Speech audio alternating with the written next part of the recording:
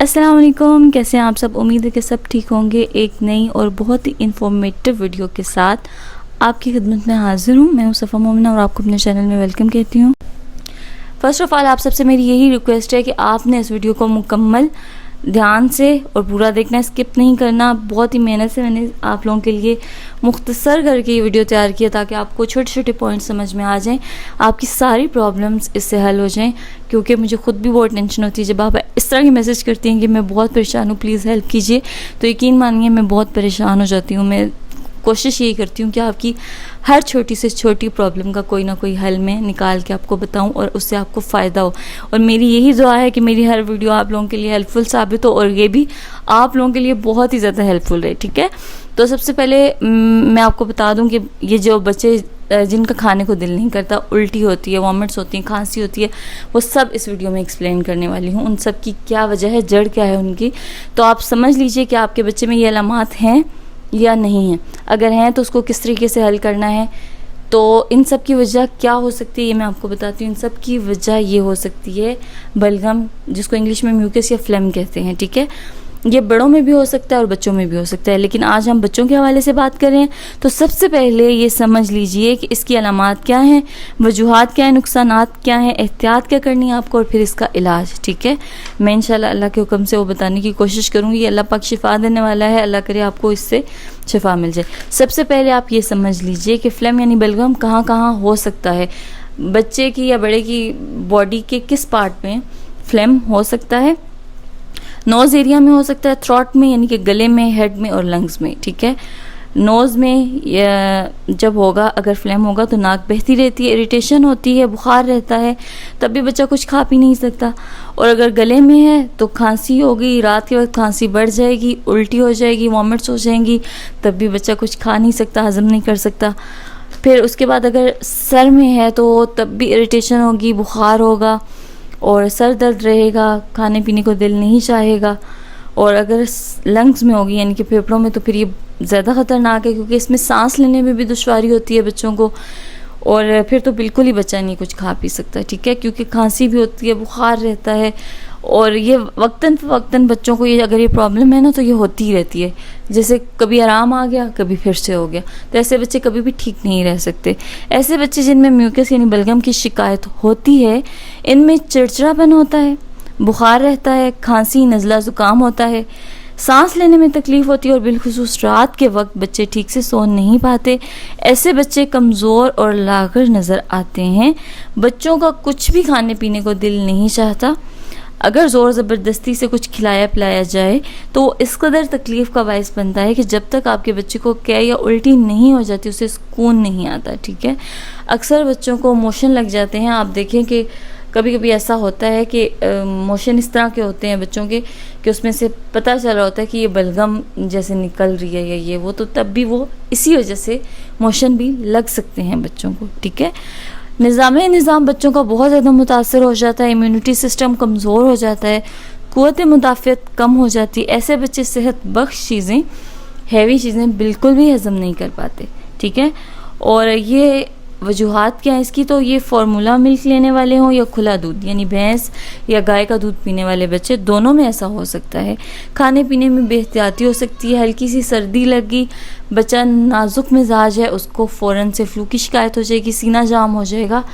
और अक्सर बच्चों में ये हल्की फुल्की शिकायत रहती है, लेकिन अक्सर बच्चे इसमें पूरे तरीके से जकड़े जाते हैं, जो कि उनके लिए बिल्कुल भी अच्छा नहीं, उनकी सेहत के लिए बिल्कुल भी अच्छा नहीं साबित होता।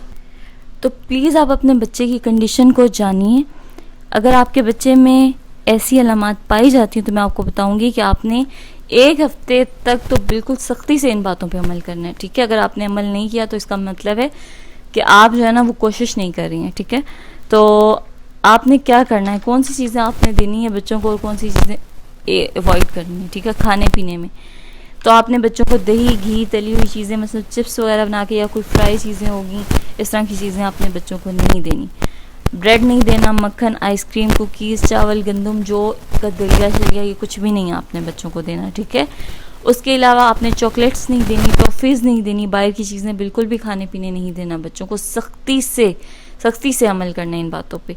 आपने क्या देना है, हरे पत्ते वाली जो सब्जियां होती हैं वो अच्छी होती हैं, लेकिन वो बच्चे कैसे खाएं, तो आप कोशिश कीजिए कि थोड़ा थोड़ा सूप बना के बच्चों को दे दीजिए, ठीक है। उसमें मसालों में से कुछ अजवाइन या इस तरह की कोई चीज़ शामिल कर दीजिए और बच्चों को वो पिलाने की कोशिश कीजिए।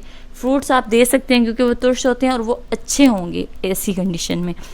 लेकिन फ्रूट्स में जहाँ तक बनाना की बात आती है तो अक्सर लोग इसको मना करते हैं कि अगर बच्चे का सीना ख़राब है या नज़ला ज़ुकाम है तो केला अपने बच्चे को नहीं देना। लेकिन ये जो है मैं आपको यहाँ पे ये कहूँगी कि रात के टाइम आपने बिल्कुल भी केला नहीं देना। दिन के किसी हिस्से में दिन के टाइम आप फिर भी एक आध केला खिला सकते हैं बच्चे को, ठीक है, क्योंकि उसके बेनिफिट्स भी हैं, नुकसान कम है लेकिन फ़ायदा ज़्यादा है, ठीक है। इसके अलावा अंडा आपने फ्राई करके नहीं देना, उबाल के दे सकते हैं। और किस तरीके से देना है ये भी मैं आपको बताऊंगी। दूध की जहाँ तक बात आ जाती है तो देखो छोटे बच्चे दूध के बगैर तो नहीं रह सकते। एक वही तो है जो वो थोड़ा बहुत पी लेते हैं और कुछ ना कुछ उनका पेट भर जाता है। बाकी अगर कुछ बच्चे खाते पीते नहीं हैं तो फिर वो दूध के बगैर कैसे गुजारा होगा। लेकिन आप यकीन मानिए कि अगर बलगम में दूध दिया जाता है बच्चों को तो वो उनको ज़्यादा नुकसान देते हैं। लेकिन किस तरीके से आपने दूध देना है ये बात याद रखिएगा। पल्लू से बांध लें, ये बात आपने बांध लें आप कि आपने अपने बच्चों को दूध किस तरह देना है, ठीक है। अगर आप दूध वैसे देंगी तो ये फ्लेम यानी कि बलगम में इजाफे का बायस बन सकता है। तो दूध आपने किस तरीके से पिलाना है, आपने खुला दूध अगर इस्तेमाल कर रही हैं तो दूध में थोड़ा सा पानी शामिल करें ताकि पतला हो जाए। उसके बाद दूध उबालते वक्त इसमें दालचीनी, सौंफ, इलायची, अजवाइन या थोड़ा सा सफ़ेद ज़ीरा शामिल करके आप अपने बच्चे को ये पिला सकती हैं, ठीक है। इनमें से कोई भी चीज़, ये सब चीज़ें इकट्ठी मिक्स नहीं करनी है। जैसे एक दिन अगर आपने दूध बॉईल किया तो उसमें दालचीनी डाल देनी है, ठीक है, दालचीनी या सौंफ डाल के दे सकती हैं। फिर उसके बाद एक दिन आपने एक टाइम इलायची डाल के दे दें और किसी दिन अजवाइन। इस तरह अलग अलग चीज़ें डाल के दें। इलायची की तासीर ठंडी होती है, दालचीनी थोड़ी सी गर्म तासीर लगती है, लेकिन दूध में उसका बराबर हो जाएगा, ठीक है, उसका नुकसान बिल्कुल भी नहीं होगा। सौंफ डाल के देंगी तो वो और अच्छा हाजमे को अच्छा करेगा और उसकी ये जो रेशेदार ग़िज़ाइयत सी होती है ख़त्म हो जाएगी। उसके साथ अजवाइन, अगर आप दूध में अजवाइन डाल के देती हैं तब भी बहुत अच्छा है बच्चों के लिए, सही है, पेट के लिए भी अच्छा है और चेस्ट वगैरह के लिए भी अच्छा है। इनमें से कोई भी चीज़ आप दूध में डाल के दें, लेकिन एक दिन एक चीज़ डाल के दे दें, दूसरे दिन दूसरी चीज़ डाल के दे दें। इस तरह आपने दूध पिलाना है बच्चे को, सही है, या दो चीज़ें दो करके चीज़ें डाल के दे दें, ठीक है। और अगर पाउडर मिल्क आप यूज़ करती हैं तो पानी में सबसे पहले आपने ये चीज़ें उबाल के महफूज कर लेना है उस पानी को। और जब भी आपने बच्चे को दूध देना है तो उसी पानी में एज़ इट इज़, जैसे आप सिंपल वाटर में बनाती हैं ना, वैसे ही आपने उसमें पानी में दूध डाला, पाउडर मिल्क डाला और बच्चे को बना के पिला। एक और बात याद रहे कि अगर आपके बच्चे को खांसी है, बलगम की वजह से खांसी है, तो फिर ये जो रेमेडीज़ मैं आप लोगों को बताने वाली हूँ इनमें से आप किसी को भी फॉलो कर सकते हैं और अपने बच्चे को दे सकते हैं। लेकिन अगर खुश्क खांसी है तो फिर आपने, उसका इलाज अलग है। खुश्क खांसी है तो फिर आपने ये चीज़ें नहीं देनी, ठीक है, उसका इलाज अलग है। अगर किसी बच्चे को होती है तो मुझे बताइएगा, मैं फिर उसकी अलग टिप्स शेयर करूँगी। लेकिन अगर बलगमी खांसी है तो उसमें आप ये चीज़ें दे सकते हैं, क्योंकि चेस्ट इन्फेक्शन वगैरह में खांसी की शिकायत बहुत ज़्यादा होती है। सबसे पहले मैं आपको ये कहूँगी कि आपने अपने बच्चे को न्यूबलाइज करवाना है। न्यूबलाइजेशन बहुत ज़रूरी है। अगर आपके बच्चे को बहुत ज़्यादा चेस्ट इन्फेक्शन है या बलगम है तो आप जो है वो न्यूबलाइज़र एक ख़ुद भी ख़रीद के रख सकती हैं। 2000 से 2500 तक का अच्छा और इजीली मिल जाता है। अगर आप ख़रीद के रख सकती हैं तो अच्छी बात है, वरना किसी क्लिनिक वगैरह में जाइए और डेली अपने बच्चे को न्यूबलाइज़ करवाइए। तकरीबन 4 से 5 दिन आप न्यूबलाइज़ करवाएंगी या डॉक्टर से मशवरा कर लें तो वो आपको बता देंगे कि इस बच्चे को कितने दिन न्यूबलाइज़ करवाने की ज़रूरत है। नंबर 1 पॉइंट तो ये हो गया, ठीक है। उसके बाद साथ साथ आपने, मैं आपको कैवे बताती हूँ, 3-4 किस्म के कैवे बताती हूँ, उनमें से कोई सा भी कैवा आप बना के बच्चों को दे सकती हैं। सबसे पहले आपको एक इलायची चाहिए, बड़ी इलायची, उसको हाफ कर लें और दालचीनी का एक टुकड़ा, अदरक का एक टुकड़ा, 1 कप पानी, 1 कप पानी देचकी में डाल के रखें। जब वो गर्म हो जाए तो आपने उसमें ये सब चीज़ें शामिल कर देनी है, ठीक है, और उसको पकने के लिए हल्की आंच पे रख देना है। अब 1 कप पानी था, जब वो खुश्क हो जाएगा बिल्कुल 2.5 कप के करीब, तो आपने उसमें थोड़ी सी काली पत्ती डाल देनी है और उसको मज़ीद 2 मिनट पकाना है, ठीक है। अब ये देखिए 1.5 कप, 1 कप में से 1.5 कप रह गया। अब उसमें आपने कच्ची जर्दी, अंडे की जो कच्ची जर्दी है वो आपने ले ली और उसमें मैंने क्वार्टर टीस्पून शहद शामिल कर दिया। और उसके बाद जो अंडे की जर्दी है वो हमने गरम गरम कहवे में शामिल करनी है। बिल्कुल जो गरम गरम कहवा होगा उसमें आपने डाल देनी है। और उसके बाद नीम गर्म होने के बाद आप बेशक चम्मच से अपने बच्चे को पिलाएं या फिर आप उस फीडर से पिलाएं। चाहे तो जर्दी सारी भी डाल सकते हैं और चाहे तो कुछ चम्मच के हिसाब से भी डाल सकते हैं। बहुत ही इफेक्टिव है। और अगर आप ऐसा नहीं करना चाहती, दालचीनी इलायची का कहवा नहीं देना चाहती, तो आप सिंपल काली पत्ती के कहवे में सिर्फ ये अंडे की जर्दी शामिल करके जब उसका कलर चेंज हो जाएगा तो बच्चे को ऐसे भी पिला सकते हैं। ये भी इफेक्टिव है। ठीक है, नंबर 3 पे आ जाता है पोस्त का डोडा। ये बहुत अच्छा है। आप अगर इसको मोटा मोटा कूट के रख लें और थोड़ा सा पानी में कहवा बना के दे दें तभी ये बहुत ही इफ़ेक्टिव रेमेडी है। ख़ास तौर पे फ्लू वगैरह के लिए या बलगम के लिए बहुत अच्छा है। ठीक है, 3 दिन देना है आपने। उसके बाद मेथी दाना अगर आपके पास है तो मेथी दाना इस शक्ल में होता है, पंसार स्टोर से आसानी से मिल जाता है। 1 कप पानी लें, उसमें मेथी दाने की 1 छोटी चम्मच डालें और उसको इतना पकाएं कि वो 2.5 कप रह जाए और उसमें शहद शामिल करके आप अपने बच्चे को पिलाएं। बड़े भी पी सकते हैं, बच्चे भी पी सकते हैं। ये भी बहुत ही इफ़ेक्टिव रेमेडी है इसके लिए। ठीक है, म्यूकस के लिए। अब वो मदर्स जो अपने बच्चों को कहवा नहीं देना चाहती, मोशन लग जाते हैं किसी भी और वजह से, तो और उनके बच्चों को खांसी रहती है, खांसने की वजह से वो पूरी रात नहीं सो पाते, उनके लिए ये रेमेडीज़ हैं। करना क्या है, आपने चंद दाने लौंग के ले लेने हैं। अगर आप लौंग नहीं लेना चाहते या आपके पास नहीं है तो मकई होती है, मकई के कुछ दाने ले लें। दोनों का प्रोसेस सेम है।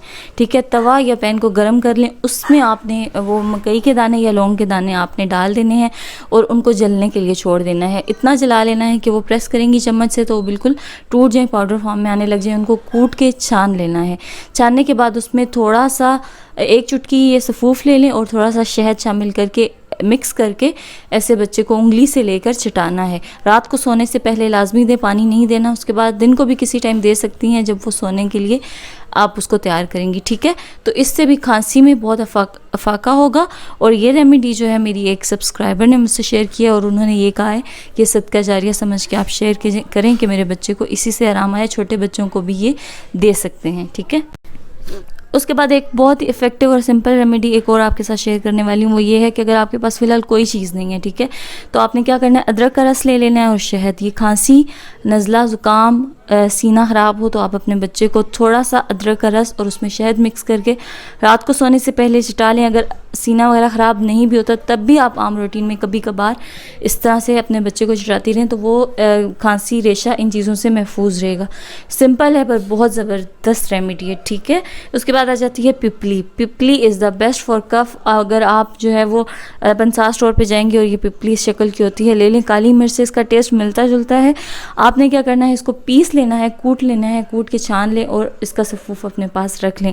आपने 3 दिन तो लगातार, और उसके बाद अगर अफाका होता है तब भी आपने इसको 1 हफ्ते तक यूज़ करना है। थोड़ी सी 1 चुटकी आपने ये पिपली ले लेनी है और चंद कतरे शहद के उसमें मिक्स करके बच्चे को रात को सोने से पहले चटाना है। बड़े भी इसको यूज़ कर सकते हैं खांसी के लिए। बहुत ही ज़बरदस्त और इफ़ेक्टिव रेमेडी है। ये थी वो तमाम रेमेडीज़ जो मैंने आपके साथ शेयर कर। Thanks for watching. Thank you so much आप सब सब्सक्राइबर्स का और जितने भी लोगों ने देखा। दुआओं में याद रखिएगा। मिलते हैं नेक्स्ट वीडियो में, तब तक के लिए अल्लाह।